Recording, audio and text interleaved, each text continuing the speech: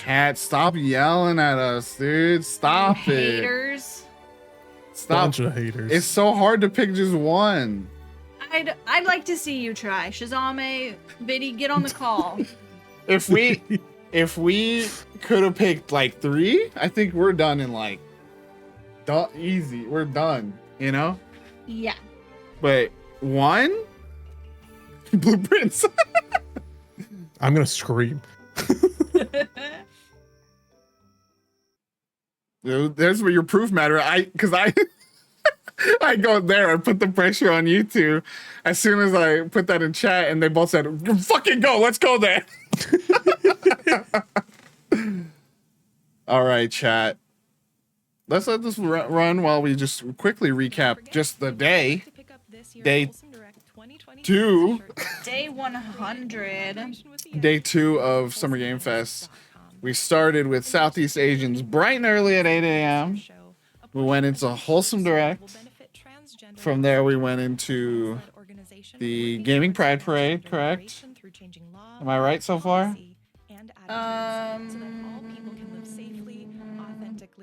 Is there one in between Wholesome and Pride? Yeah, no. No. Yes, the Story Rich Showcase. Yeah. Story Thank Rich you. Showcase. Yeah, Which was I'm right. It can't be forgotten. Truly bangers. Then the Gaming Pride Parade. Then Future Game Show. And a brief like this through the window of Green Games Showcase. And we had, what did we say? Over 230 games just today. Yep. You know, plus or minus, 5 to 10 of crossover games, you know, across the different shows. But really still somehow not many crossover games. We felt that Future Games was kind of a disappointment this year. But otherwise, I think everything else either met or exceeded expectations. The 2 newcomers... Fellow Traveler Story Rich Showcase and Gaming Pride Parade hit in different ways. I feel like Gaming Pride Parade was kind of that, you know, interview driven, deeper dive kind of showcase that gave us extended looks at the inspiration for some of these projects that you get the quick trailer for, and then fellow Traveler Story Rich Showcase just bangers. And you know, those longer drawn out trailers that I think a lot of the other shows do avoid because they want to pack in as many games as they can. So it is cool to see like the more extended looks at things and longer looks at gameplay, longer looks at the story. So all that said, I think it was probably I think I would put day 1 or day 2 above day 1 in terms of quality. Just because, you know, Summer Game Fest takes up so much time there in the middle, and but yesterday was so good too because women-led games hit so hard, Latin American games hit so hard. If we want to be technical about it, you know, those aired on different days. That was our day 1, but Can you believe Paralyzed is where we got our first gay kiss? yeah. Just played again. We had contested gay kisses today as well. I want to say that I argue that Critical Kiss counts. That's Okay. that's my ruling. Count it. You know what? You're the boss. I'll give it to you. That's my ruling. That's what I think. Count it. So that's 3. We're a whopping 3. 3 gay kisses. Hey, last year I think we did only get 1. We were like desperate for it, and we did only get 1 in the end. Hey, if you count it, I don't care. That means I'm at 3. If we don't get any more, I You win. win. Yeah. I'm good. And yeah, I think it was a really fun day. You two have anything you want to just say about the day on the whole here as we wrap up another full, it's going to be 9-hour work day at the Stream Factory? Honestly, no. I don't really have anything to add. I think you summed it up. Like, You're like, no, let's get to the spotlight. Let's get off stream. Genuinely, I think you said everything that I would say. I'm in alignment with all of that on the returning ones. I just Slapped me, bro. on the returning ones, on the new ones. Nothing else I would add. Fish. Huh? And Fish did say, by the time you guys are done, I'll be ready. So he's still working through his. ready. But I just finished. So I found out new information. You're full. Pencils down. Your take on the day as a whole. I think Julie and I were talking about it earlier. Just quality is just a step up this year, like just in general. I'm pretty happy. I was happy with Gaming Pride Parade. Yeah. Just because it gave me what I sort of want out of a deeper dive into the games rather than just kind of the at-length interview. That's very much like a quick hit. Like, here's a trailer. Let me talk about some quick bullet points about my game. Let's move on. Just because sometimes we'll see a trailer and we're like, oh, what was that? Oh, what was that? What was that? Oh, what did we, frame by frame? Let's go see what the menus and all that. As I kind of said, like, in the moment, it's almost like what we try to do, on their behalf, right? When we try to find the info and give like a little deeper look at some of these in our spotlights. That's exactly what they did. They're like, okay, so here's the intention, here's the, Yeah, and it was well balanced. Like it didn't overstay its welcome. Yeah. That's usually the problem with when they try to do something like that. Is like, the interviews and the deep dives kind of overstay their welcome. You're like, all right, well, let's keep it rolling. Didn't need that let's keep it going. Story rich obviously was great because I think 3 for 3 here. Like, we all love a story, narrative based game, and having an entire showcase that is just kind of like, yeah, all right, yeah, all right, yeah, all right, yeah. For games that we're like, games we want to throw on the wish list. Yep. Oh, yep. And there was something for everyone in that showcase too. It wasn't just like, here's a visual novel that's story heavy, or here's an RPG that's story heavy. It's like different genres left and right that you're able to like tell a story without relying on gameplay that will only have that as the focus. So other than that, it was a good day. I mean, I was telling Julie and Nate earlier, today I had 74 games that I started that I was like, I really want to play these. Some of them are a few that we've seen before. But I kept them starred just because they are still games I want to play, or we saw a new trailer. I'm just like, so I feel like the past couple years I'd end up with like maybe 74 at the end of Summer Games Fest. Yeah. Not in a single day. One other thing that I would add, just seeing Tome reminded me, like today I feel like I got delivered a lot of demos that I was like waiting for. Like there were a lot of interesting ones out of yesterday, but there are things today that I was like, I have been like yearning for that. I got Tome 2, Truth Scrapper, Janet Duvernay. Yeah. Like these are things I've been like actively like looking for. Finally getting to go hands on with some of these. I'm very excited. Yeah, truly just a great day, ending with such a banger. We made the joke the whole time, that like they're built different down there. ANZ be doing stuff different down there. What's in the water? There's something in the air. And so with that in mind, with again over 230 games and lots of fighting in between us, and again, like I said yesterday, within ourselves fighting, trying to figure out what game you want to focus on. We do have our picks. We do. For Spotlight of the Day. So let me hide the screen again so that y'all don't get the spoilers. Nate threatened us, by the way. Yeah. I pushed them both against the wall. I held their collar. I held them by the collar and said, "Listen, punk." And I said, This one, let me just say, this one, we had like... Oh, you'll see. We had our teeth on the dog toy. We were all like yanking, trying to tear it. Like, and you know what I did, chat? Because as you all were desperate, waiting for us to come back, I said, I'm doing it, okay? He didn't give us a chance. We're all like debating it, and it's like, if I don't do it, I'm gonna stab you guys. I'm gonna kick you guys out of the stream. I'm the king of VGG, and I say goes. Actually, I get to pick first. And so without further ado, my pick for the day. I only got one thing to say about it. I think I might be Australian. My pick of the day is Putrid Sharp, which self-describes as an atmospheric horror romance top-down RPG that features, and this is where things changed for me. This is where I stepped up and said, hey, this is for me. Features nonogram puzzle inspired combat. What does that mean?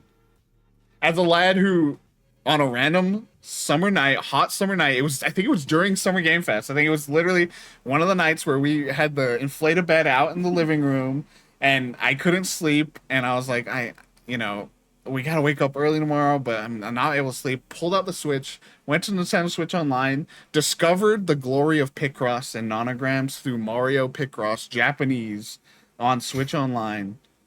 I'm fascinated to hear and find out more as to how nonogram can turn into combat in an RPG.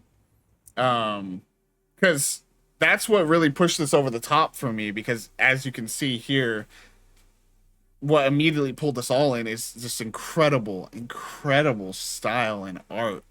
Stunning illustrated depictions of rot and decay, as you see here. The unsettling, ruined landscapes that you're walking through here as this character. But again, as we looked into it, it's everything else that we kept finding out. We kept digging through and kept finding more that made this just even more exciting, right? It's the fact that this game is a trans horror retelling of the story of Odysseus and Eurydice. The main character is Ode, and they're looking through this ruined place that they're in, looking for their lover, Eurydice. It's the fact that this team has ties to one of last year's spotlights that we loved, Parasensor, and one of our new favorites that we spent time hanging out with the dev at PAX, Draculesti, who turned out to be a friend of the dev of Amaranthus. Like, there's this tangled web. It's just like it kept you realize, that's why. It's the fact that this game's been in development for a year and a half and has already received multiple rounds of funding from various Australian artist funds. And it's the fact that amidst what we all agreed pretty much was probably the best show of the day, the Frosty Games Fest, it still managed to climb over all of the incredible games that were there and be a game that all three of us were fighting to talk about and tell you guys more about. It's all that piled on top make it an easy pick for the spotlight of the day. It looks stunning. There's still so much of it hidden, so much of it that I'm trying to understand. Like the nonogram stuff, I wanted to take when I got to this part, I was like, okay, I want to see. Okay, this is all we seem to have of it in motion too, because there are pictures of this, and I was like, oh wait, that's the nonogram, that's the Picross. So you see here, this is seemingly the battle grid of some kind, and you see the character going and on the grid. And that's all we get. It's like 3 frames. Just no idea like how it manifests and how it works. But the way nonogram works, the way Picross works is it's like a number puzzle where there are numbers on either end on these axes, and you're meant to fill in the amount of squares that match those numbers. There's no numbers here, so I don't fucking know. and maybe it's like amount of the amount that the eye is open. So like this, maybe that means that row needs a lot of blocks. These closed eyes don't put any blocks. These slightly open eyes maybe put some blocks. That's my best guess right now. And yeah, there's just so many things I could say. But before I wrap up my segment, I did download just a few of the paintings that the main artist has put up on their Tumblr, actually, and all over the place. Like, just stunning. And then, like, let me read So this one, it comes with the text. None of us noticed for the longest time. What does that mean? I can't wait to find out. This next one looks like maybe Ode and Eurydice hanging out. It'll make sense in a second. No, it doesn't. But that's okay. I'm so in. And there is a video. I downloaded, but it doesn't mean too much to figure out this layout right now. But truly something like just all these visuals here call out to me. You were saying like some of the text overlay giving you Evangelion vibes. Yes. I'm really liking, as I saw in also just their press kit and other places, these sequences of dialogue kind of giving the Disco Elysium, you know, that whole big visual on the left and the text all here on the right, dialogue choices going on here.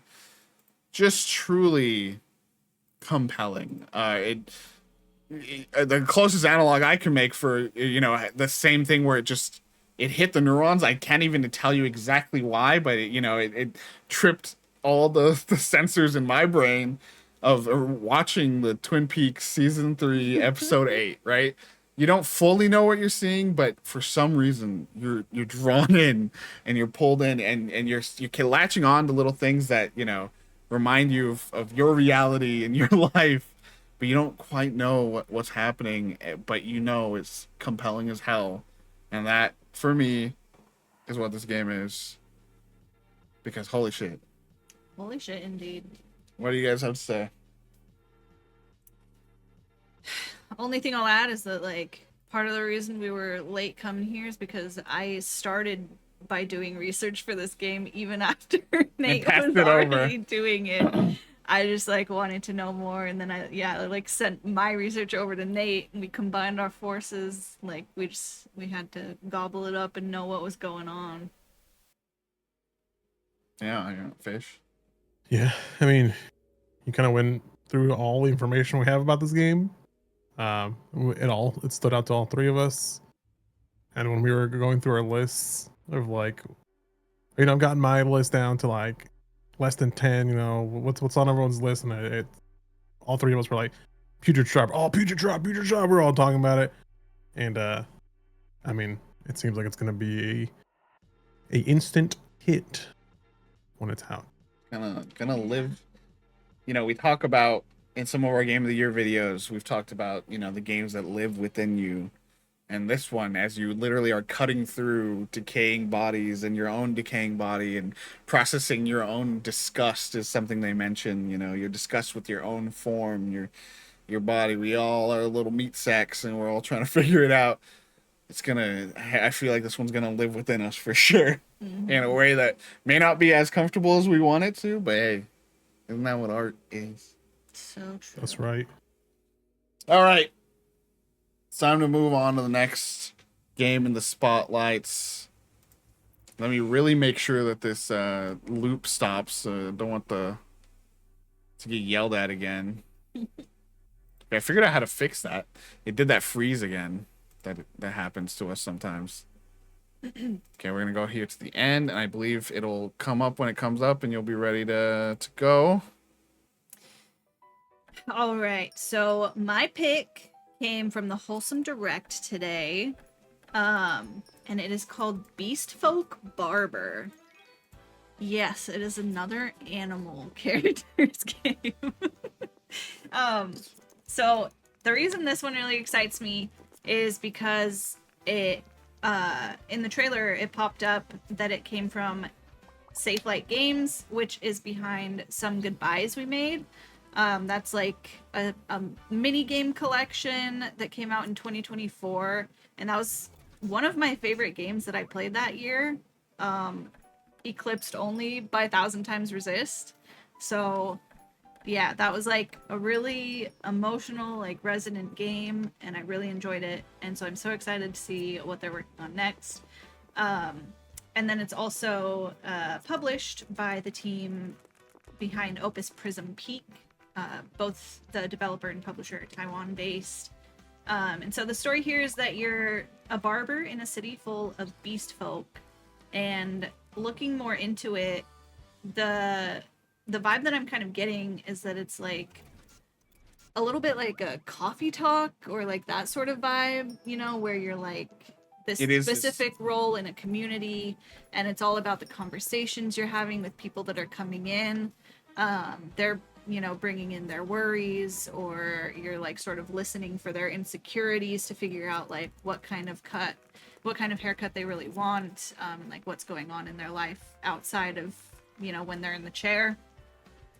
And, you know, with the ultimate goal of helping people feel better about themselves or feel differently about themselves. And so the sort of crux of the story, I guess, is a demon comes in offering to grant a wish in exchange for a haircut, but seemingly that's like impossible to do or like really hard to do. And so you have to like gather these resources and like build up to be able to do it. With each cut, it said this strange bargain brings you closer to a past you've never been able to face. Found that line intriguing. So, you know, you're confronting your own stuff while you deal with other people's stuff. There's a little bit of like shop management too, with counting your tips and reviewing feedback you got, checking the news. There are social events that can kind of like inform you know, your understanding of the customers and what you're doing.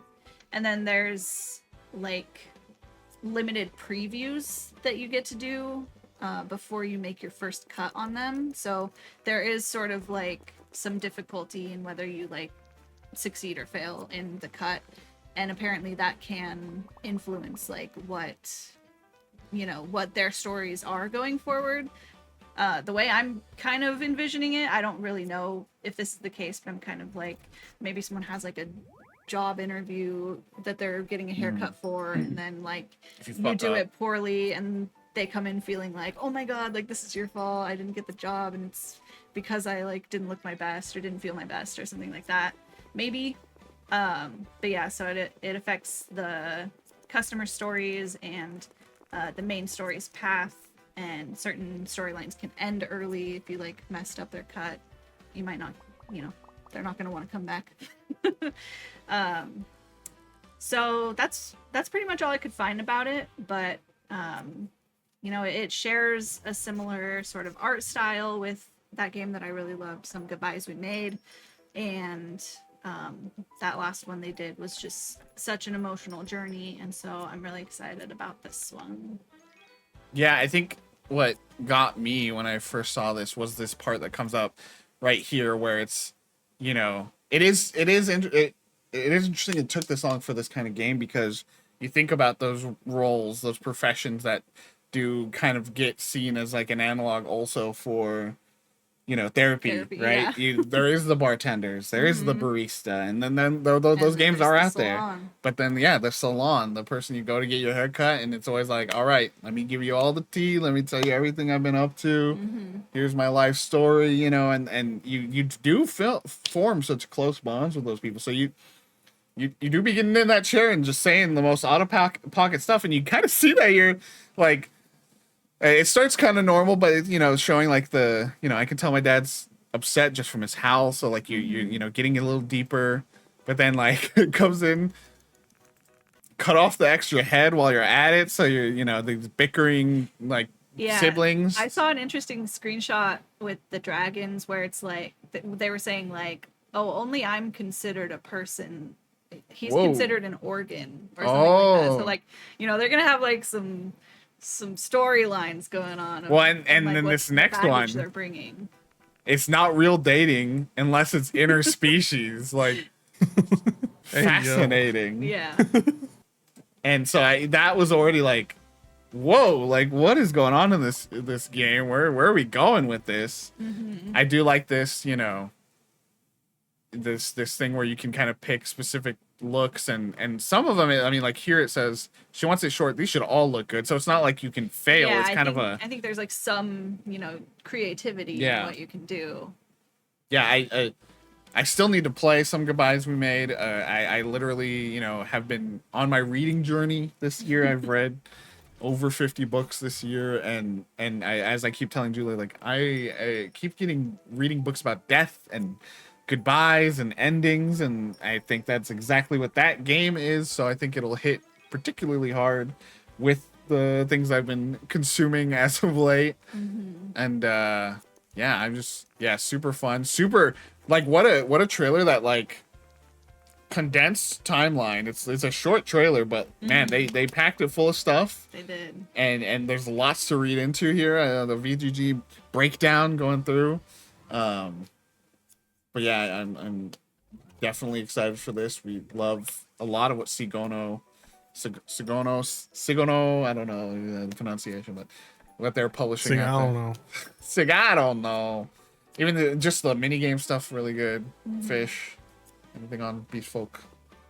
I mean, yeah, it's one of these games where, I mean, you guys mentioned a little bit about it. It's like, how hasn't this not been made already? With those sorts of like professions you were talking about that we have, you know, the Valhallas, the tavern talks, the coffee talks, the countless other ones that I'm not remembering right now, but like these already exist, and this is one of those professions where it's, you know, you get all this tea, all this drama, all this, and you also influence people's lives, because if, you know, one bad haircut, you're like, I friggin' hate my life right now because of how I look. So yeah, it seems interesting. I love seeing a little story, a little tea, you know, little this action, a little, ooh, what's going on in your life, you know? Yeah, a little gossip. Summer gossip fest, you know what I mean? So yeah, maybe a little Ferns book club with this, you know? Yeah, The people are asking. Maybe. I like this guy. He looks like a mobster. I was gonna say I in watching this back, I'm talking like that you're just sort of like this shadowy figure, you know, you're like not a part of it. And I wonder if as you have to like face that personal stuff that it was talking about, like maybe you do eventually get like a glimpse of yourself. Yeah, I'm super compelled by even these quick shots of these different characters, and getting to, like, you know, seeing as these other ones get the big spotlights, like how much of these characters do we get a lot of time with. Yeah, I'm super excited. Shout out to Beastfolk Barber. You got it. I couldn't think of the name. Looking really cool. And now it's time for Fish to wrap us up. It is time for Fish. Whoa, what the heck? Okay, it is time for me. Let's get to the ending here and see what happens. Fish, are you ready? All right. As you all know, I'm a man that loves his fish and mini games. As you can, anyone? Man, I am a MILF. Man, I love fishing. This one caught my eye just because it did stand out with what we saw in the trailer. This is Fishing Echoes. This is releasing sometime this year. Doesn't have an exact window yet besides 2026. This is made by Australian dev Duobanza. You know, they got something in the water over there. You know, pun. Duobanza, aka Sean. It is just one person making this game. This is a fishing RPG, self-described as in fishing RPG where you face elemental forces head-on, hunt and capture powerful elemental fish to uncover the source of a catastrophic maelstrom threatening your world. Can you unravel the mystery and restore balance before it's too late? So, obviously from that you can kind of glean that elemental fish kind of present a challenge when it comes to fishing here. They all inflict, you know, statuses, and you kind of have to, even in their description, manipulate the elements and try to stop you from catching them. Obviously, they don't want to be caught. But you are forced to adapt your strategies and outwit them with your own, you know, powers or you know, fixins with your rods and your knowledge. And you do have to follow clues about the fish's habits to fine-tune your fishing to be able to catch the most elusive fish. Obviously, I do love a legendary fishing game where you do have, you know, they're extra hard and they're tough to catch. You do have a fish catalog, so you are building a collection of fish as well. I do love a collectathon. So I want to catch every single fish, fill out that nice collectathon. You can, yeah, there is an aquarium aspect to it as well, which is great. You get to feed your little fishies. Capture every species of fish. There is a night and day cycle, which obviously influences the types of fish you will be catching and increases chances or decreases chances on like the rare fish and stuff. As you can see, rain there, day, night, and where am I at? There are different environments, as you can see in the trailer as well. I counted 7 from what I was seeing, that being a jungle, a swamp, a port of some sort, a mystic grove is what I saw on the map, and a tundra, and all the way up to lava. Yeah. So you'll be fishing in lava. What I did kind of do the frame by frame myself. They described the mystic grove, which I thought was very interesting because it also breeds a little bit of like, oh, what are we doing in these waters? Because Mystic Grove was described as a tranquil lake that lies deep within a dense elven wood. The lake is a source of ancient magic, but be careful, for something watches from the depth. Don't disturb the water. Uh-oh. So I'm like, oh, okay. My bad. Yeah, I don't know if you can see it here in the trailer, but the ice one has like literally a dragon watching you while you're fishing, which I wonder if you're like supposed to like not make any sudden movements or anything like that. That's right. This is just like they had like more stuff during the show, right? Because there was, they said something about like the masters of each location or something, right? Yeah. There is a dang old friggin' turtle like that'll tell you like, oh, I saw a fish with, these types of scales here, and they think they like this sort of thing. Here we go. Yeah, see. Yeah, I saw the Mystic Grove one. And then I think so there's here you can see more. There it is. There's the dragon. Yeah. You can see the dragon there. There's in their press kit you can see a bit more of the dragon, but yeah, I personally liked it just because I love a fishing mini game in any game, but it is a lot of time just an afterthought. It seems like just throw it in the water, it bites, pull up, you're done. This seems like you have to time it, plan what your elements. You see if you scroll back like 1 second there, and that give you an element in the bottom left. Yeah, where is it? Right there, like shadow. So like you kind of have to plan like, okay, what am I going to use against this type of fish? There are challenges and all that in the game, which I also I'm a big fan of. I love completing challenges. Checking boxes. Yeah, I love checking boxes, filling out a catalog. And I was just super impressed that this is all done by one person. Clip this fish's tire. This is literally that's just. I'm gonna screenshot that. How'd they like have a live update of your status? Right? Yeah, day 2 of Summer Games Fest. Fish is tired. Yeah, I will definitely be picking this up. It is on my wish list. I will be playing I think there is. Let me double check. There is a demo for it. So I'll be hopping on this demo. From what I see, there's like water, electric, fire, rock, light, and shadow, maybe? In my head, like, there's water. I was like, yeah, babe, you're fishing. Yeah, you're reaching now. No, but I always do love to try and spotlight like single team devs or very small teams, just because I know, not firsthand, but I know how hard it is to create a game. And this fits right in my niche, so I'm excited about this, and I hope you guys are too. I am. Yeah, what's really compelling to me is it, as you said, right? Like a lot of fishing mini games is like it's one of these systems, right? Like in this trailer, you see like first there's this, the WAD thing. There's a timing thing, and then there's this WAD thing where you're like trying to pull against it. Then there's another timing wheel, and then later on there's the there's a snagged mechanic, like this thing where you have to like they pull hard enough that they like kind of get stuck, and then at the end there's that whole system of where you saw the shadow. It's coming up here, where it's a different kind of like system here with reeling it in, or maybe it is the same. It's just like obscured. I think it's influencing you by the magic. Yeah. Yeah, and like you said, just so many boxes to so many things to buy in the shop, so many things to slowly upgrade, get stronger, get better. Yeah, it looks super fun. Yeah, like I said, just the blending of so many different kinds of fishing mechanics is really fun. You have anything? I'm definitely excited about this one too. I'm gonna be hopping into the demo, and yeah, just excited about. We're getting some good.